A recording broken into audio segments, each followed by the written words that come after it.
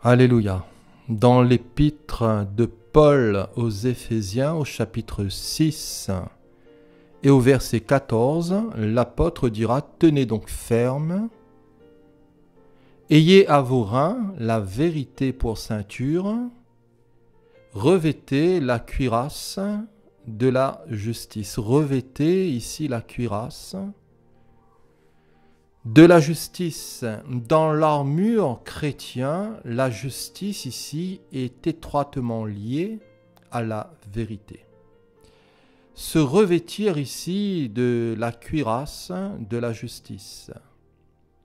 Dans le combat spirituel, l'apôtre ici nous enseigne à revêtir la justice comme une cuirasse. Et vous savez quel soldat, et plus particulièrement quel soldat romain, irait à la guerre, irait combattre sans cette cuirasse? Ça serait de la folie et ça serait bien sûr la défaite assurée. La cuirasse. La cuirasse, c'est une pièce capitale, c'est un élément essentiel pour la protection des organes vitaux, et plus particulièrement du cœur. Et la Bible nous dit « Garde ton cœur plus que toute autre chose, car de lui viennent les sources de la vie. » Dans le mot « cuirasse », il y a le mot « cuir ». Une armure recouverte de cuir. Alors d'où provient le cuir?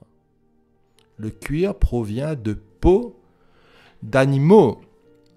Et après la chute, l'Éternel Dieu fit à Adam et à sa femme des habits de peau, et il les en revêtit. Genèse 3, verset 21. Il a fallu ici un sacrifice, symbole du sacrifice de Christ, et ce n'est qu'au travers du sacrifice de Christ que nous pouvons combattre les puissances des ténèbres. Ce n'est qu'au travers du sacrifice de Christ que nous pouvons triompher de la chair, du péché, du monde, et être aussi un bon soldat de Jésus-Christ. Tout est en Christ, tout est par Christ, tout est avec Christ, et tout est au travers de Christ. La Bible nous dit que vous avez tout pleinement en lui, lui le grand vainqueur, qui a été tenté comme nous en toutes choses, sans commettre de péché. C'est pourquoi nous dit la Bible qu'il peut secourir ceux qui sont tentés et ceux qui sont éprouvés. La cuirasse de la justice. Notre justice, c'est Christ. La cuirasse de la justice symbolise la justice parfaite de Jésus-Christ qui est imputée aux pécheurs par la foi. La justice parfaite. Vous savez, aucun homme n'est parfait, ni aucune femme, aucun individu. Pas besoin de chercher, il n'en existe pas.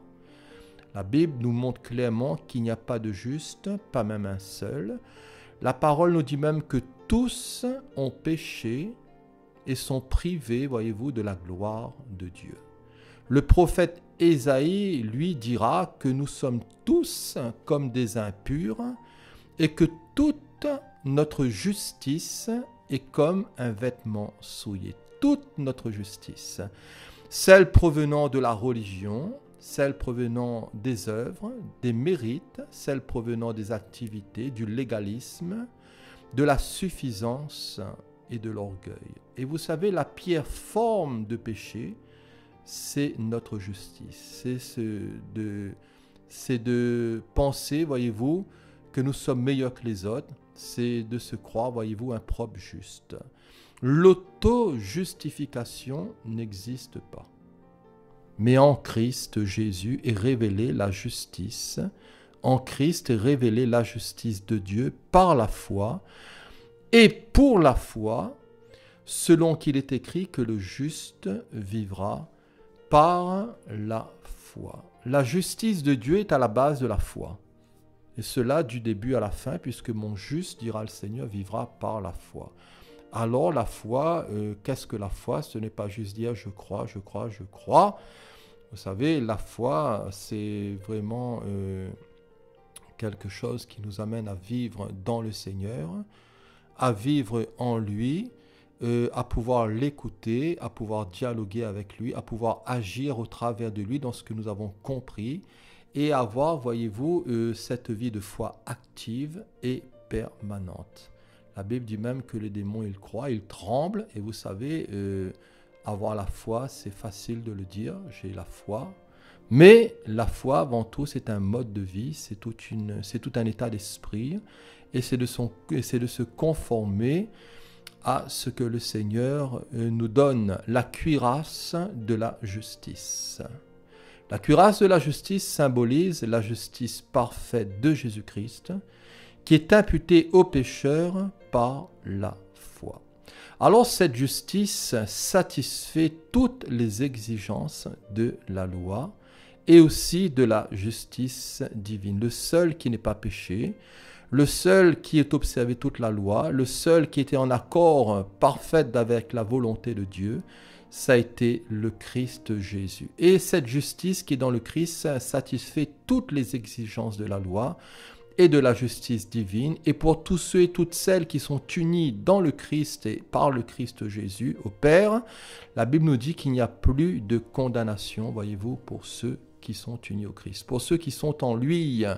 Et grâce au sacrifice parfait de Jésus-Christ qui nous purifie de tout péché, Dieu nous voit parfaits, comme si nous n'avions jamais commis de péché.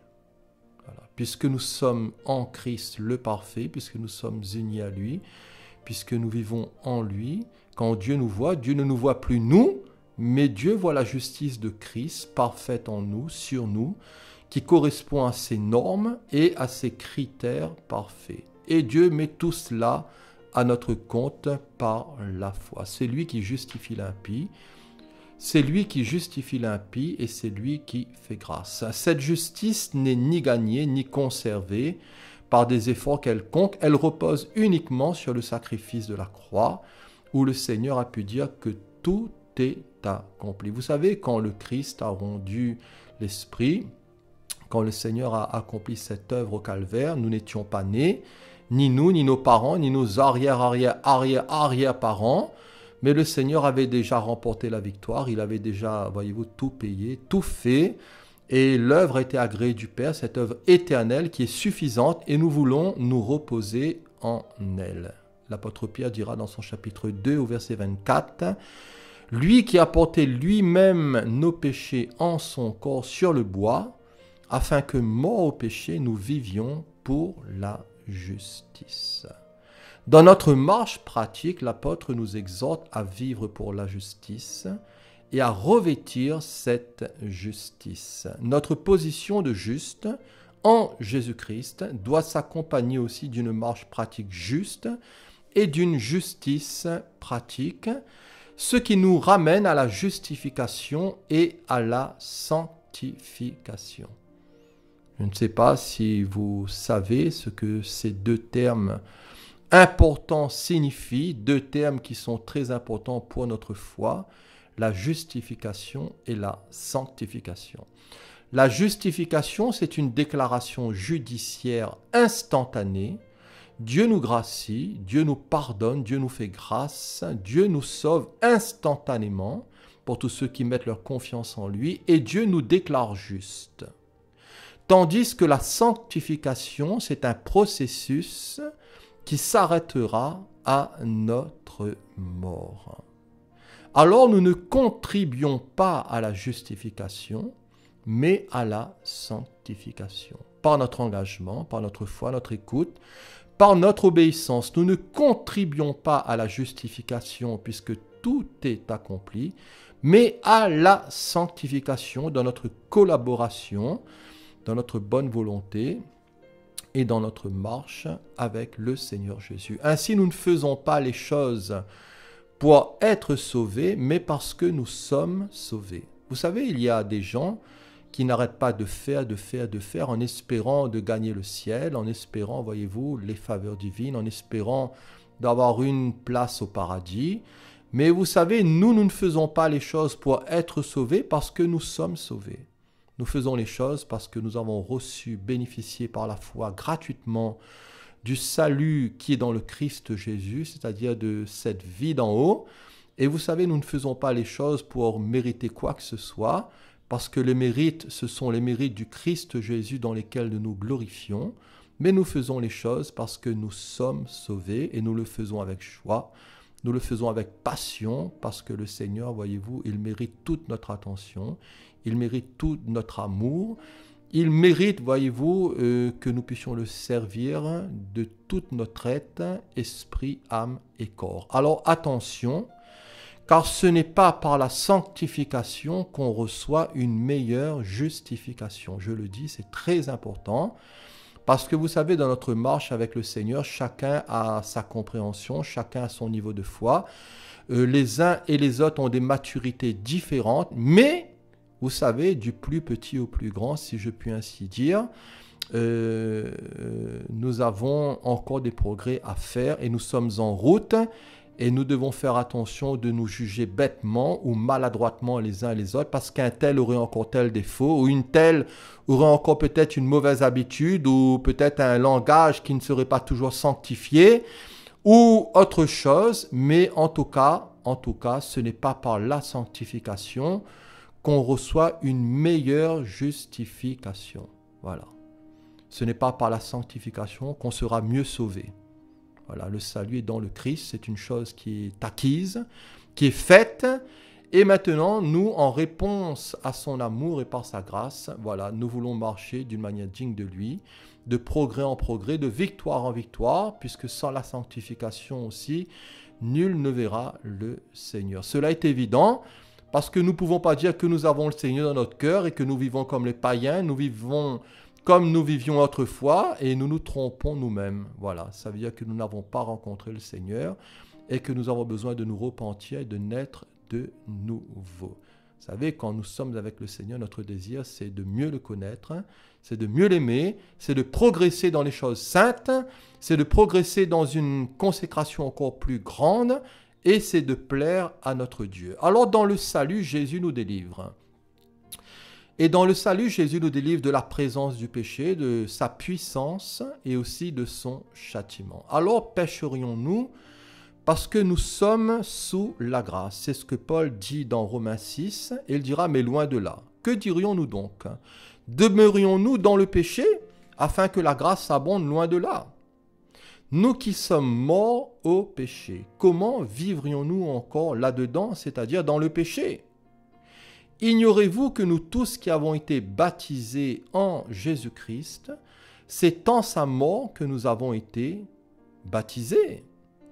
Nous avons donc été ensevelis avec lui par le baptême en sa mort, afin que comme Christ est ressuscité des morts par la gloire du Père, de même nous aussi nous marchions en nouveauté de vie. En effet, si nous sommes devenus une même plante avec lui par la conformité à sa mort, nous le serons aussi par la conformité à sa résurrection, sachant que notre vieil homme a été crucifié avec lui, afin que le corps du péché soit réduit à l'impuissance, pour que nous ne soyons plus esclaves du péché.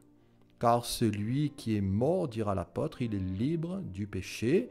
Or, si nous sommes morts avec Christ, nous croyons que nous vivrons aussi avec lui, sachant que Christ ressuscité des morts ne meurt plus, la mort n'a plus de pouvoir sur lui, car il est mort, et c'est pour le péché qu'il est mort une fois pour toutes. Il est revenu à la vie, et c'est pour Dieu qu'il vit. Ainsi, vous-même, dira l'apôtre, regardez-vous comme morts au péché, et comme vivants pour Dieu en Jésus-Christ. Mort au péché.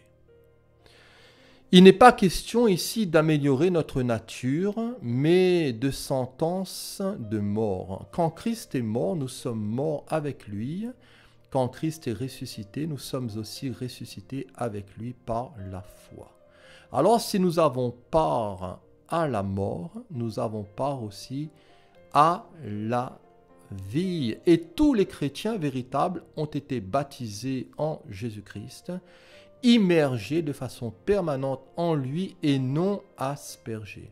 Voyez-vous, et non avec quelques gouttes sur le front. Ça, ce sont les inventions des hommes, mais la Bible nous parle d'immersion. Dans Galates 3, verset 27, il est dit que vous tous qui avez été baptisés en Christ, vous avez revêtu Christ. Ainsi, nous sommes appelés à devenir ce que nous sommes réellement, au travers de notre nature nouvelle et juste par la foi. Alors, le baptême adulte, le baptême d'eau constitue l'identification extérieure d'une réalité intérieure. Et pas besoin de se faire baptiser si notre cœur n'a pas été changé. Voilà, cela ne sera que se tromper soi-même. Vous savez, le baptême ne sauve pas, mais le baptême, c'est l'engagement d'une bonne conscience et que notre cœur a été remué, que notre dedans, notre homme intérieur a été touché, quand nous nous sommes repentis réellement, sincèrement, quand nous nous sommes convertis au Christ Jésus, que nous lui avons offert toute notre existence, tout notre être. Alors, vous savez, nous pouvons nous faire vraiment baptiser. C'est un engagement public, une confession de foi. Jésus vit en nous et nous vivons en lui dans une vie sur laquelle la mort n'a aucun pouvoir. Cette vie, c'est la vie du Christ ressuscité. Christ ne meurt plus. La vie qu'il nous donne et qu'il donne à ceux et à celles qui croient en lui ne peut pas cesser non plus.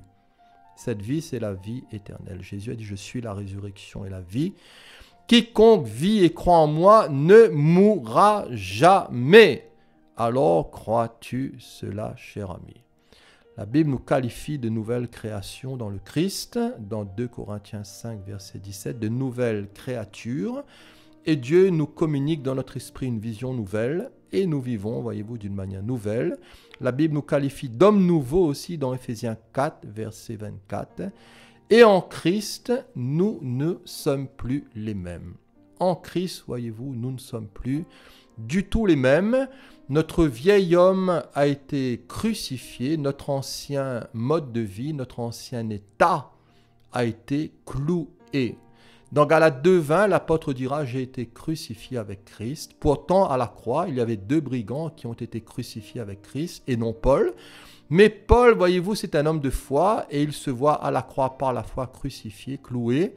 Et il dira « Si je vis, ce n'est plus moi qui vis, c'est Christ qui vit en moi. La croix est d'une valeur éternelle. Si je vis maintenant dans la chair, dira-t-il, je vis dans la foi au Fils de Dieu qui m'a aimé et qui s'est livré lui-même pour moi. » Alors la justice pratique.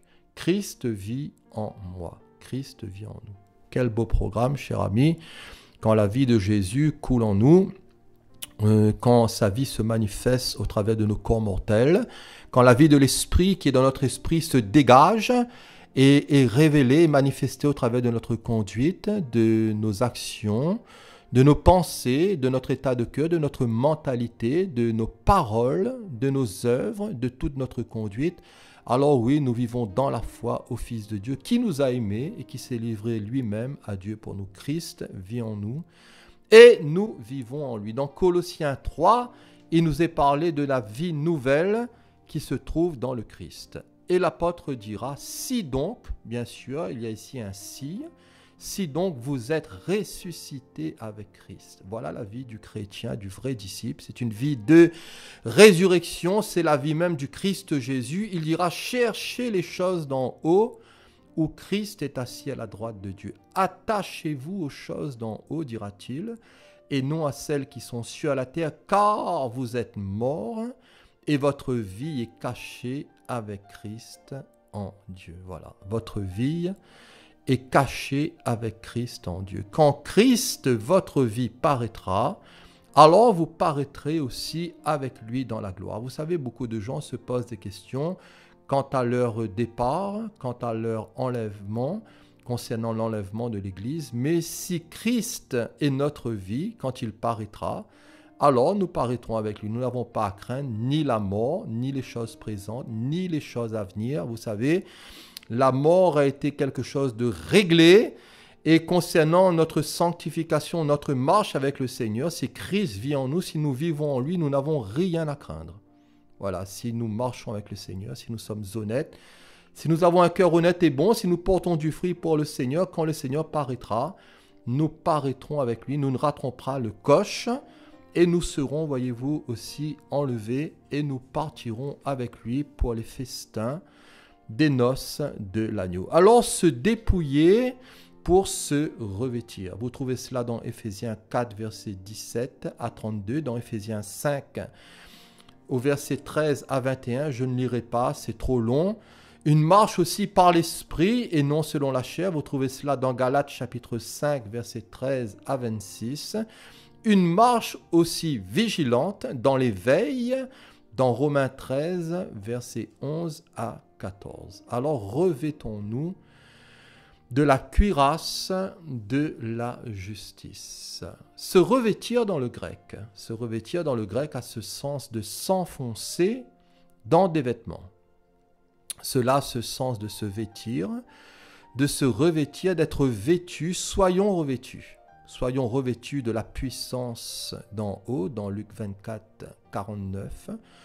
Soyons revêtus aussi de la cuirasse de la foi et de la charité dans 1 Thessaloniciens 5, verset 8. Au final, voyez-vous, dans notre espérance et dans la foi à la résurrection, ce corps corruptible revêtira l'incorruptibilité et ce corps mortel revêtira l'immortalité. Alors nous sommes en route, nous sommes, voyez-vous, remplis de joie dans notre cœur. Je ne sais pas pour vous, mais pour moi, cher ami, je me réjouis à l'intérieur de moi-même, je jubile dans mon cœur parce que je sais que j'ai de l'espérance, je sais que j'ai de l'avenir. Cher ami, est-ce que vous avez cette espérance en vous? Vous pouvez l'avoir dans la personne du Messie, du Christ Jésus, en l'acceptant, le recevant, en vous humiliant sous sa puissante main, en changeant d'état et en marchant, voyez-vous, avec le Seigneur, en vous faisant baptiser adulte pour le pardon de vos péchés et en vous revêtant de la cuirasse de la justice, de toutes les armes de la lumière qui se trouvent dans le Christ Jésus, de sa nature, de sa force, de sa capacité. Lisez l'Évangile, voyez, priez avec des chrétiens,